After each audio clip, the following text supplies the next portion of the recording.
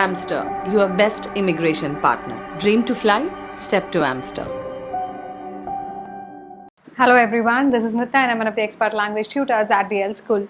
So in this session I'm going to give you the tips and the strategies to use for two different type of questions that you get in your IELTS reading. Okay, so the first question is the summary completion type of questions, and the second question time is the sentence completion type of questions. So we'll see what exactly is the task which is coming under this, and what are the skills that you need to have to tackle these type of questions, and the tips essential to crack these questions. Okay, so the summary completion question, the task is basically to complete a summary by filling in the gap using words from the passage, or sometimes it will be given in a box and then you'll have to pick up the words and then you'll have to complete the summary. Okay, that's all.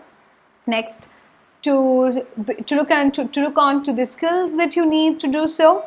You need you need the skill for scanning for specific information in the passage, then understanding ideas and supporting points, then selecting appropriate words. Okay, because whenever there is a summary completion being asked to you, it is very important to select the appropriate words. Okay, so that is very important. So these are the skills that is being tested. Next one is tips.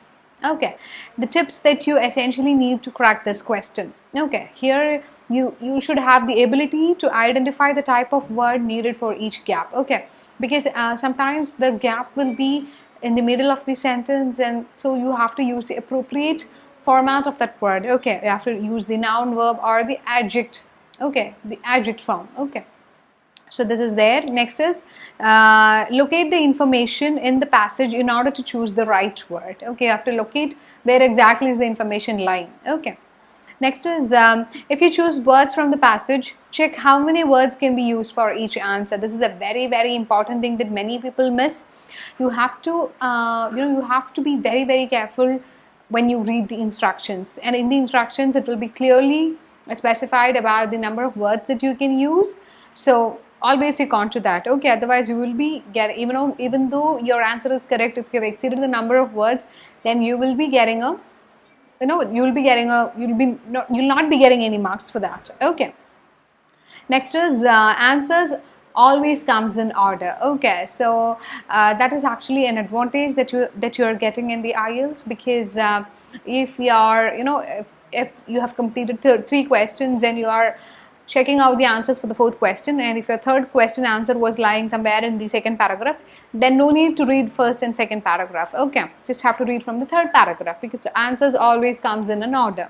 Okay, and next is the summary should be grammatically correct, which can help you in choosing the right word for the gap. Okay, it's very important that when you're picking up a word from the paragraph and when you're inserting it into the sentence, it should be grammatically correct. Okay, next is the next type of the next type of questions that you can get is the sentence completion type of questions. Okay, here you just have to complete the sentences by filling in the gap with the words which you're picking up from the passage. It's almost similar to the summary completion, but here the gap can be in between the words, or anything of that sort. So here the skills that you need here are scanning for specific information again.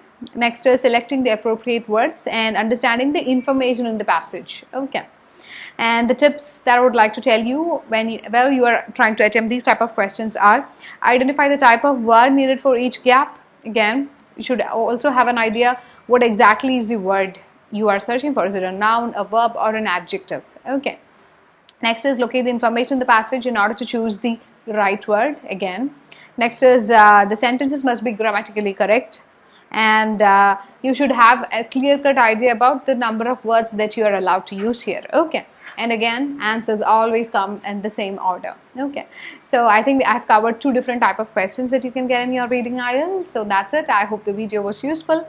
If you feel the same, please do like and share the video. Also subscribe our channel, and don't forget to press the bell icon for getting more notifications. Amster, your best immigration partner. Dream to fly? Step to Amster.